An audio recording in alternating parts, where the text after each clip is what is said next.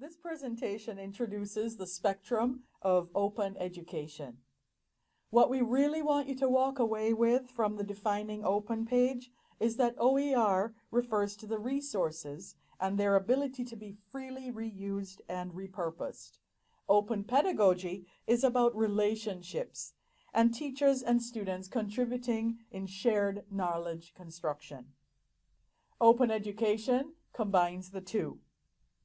While these are useful terms to be familiar with and to understand, the librarians here offer this spectrum of open education model to illustrate what this can look like. In our spectrum, we move from less open to more open.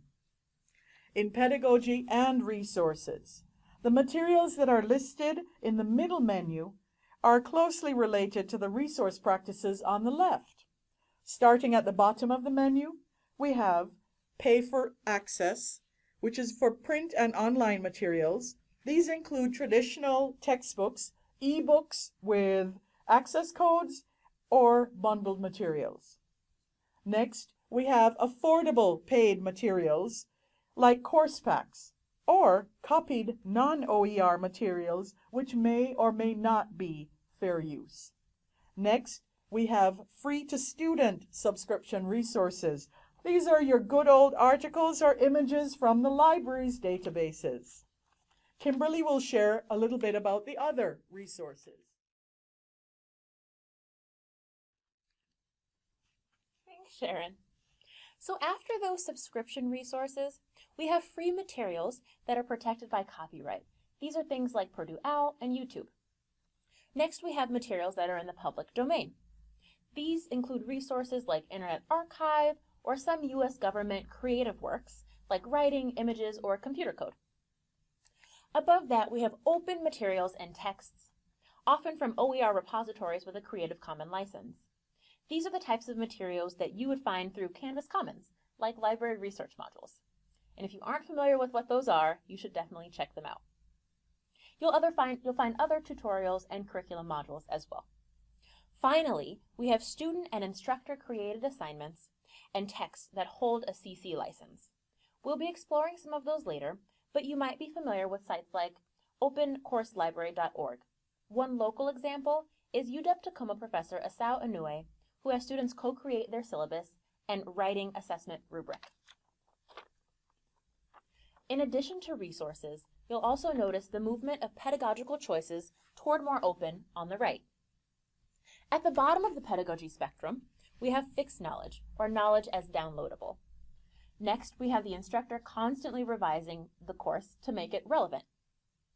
But the most open pedagogical choice is actually for students and instructors to co-construct the knowledge together. Some of the core tenets of information literacy are that authority is constructed and contextual, and scholarship is a conversation. As we shift toward the students and instructors sharing knowledge, we can recognize the student's voice as a source of authority, and we are able to allow students to articulate where their voices fit in to any given topic. Sharon. One of the most exciting things about this spectrum is that this shift from less open to more open pedagogy and resources can be related, but they don't have to be.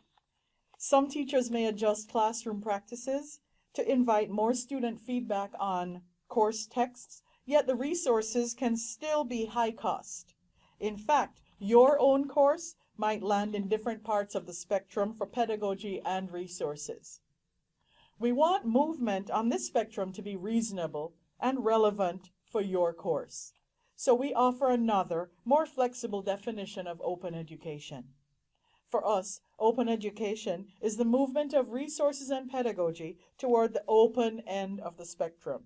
And that won't look the same for each teacher, for each course, or each discipline. In the next screen, you'll see the full detailed model of the spectrum for open education. Remember, our goal is to move the spectrum toward the open end.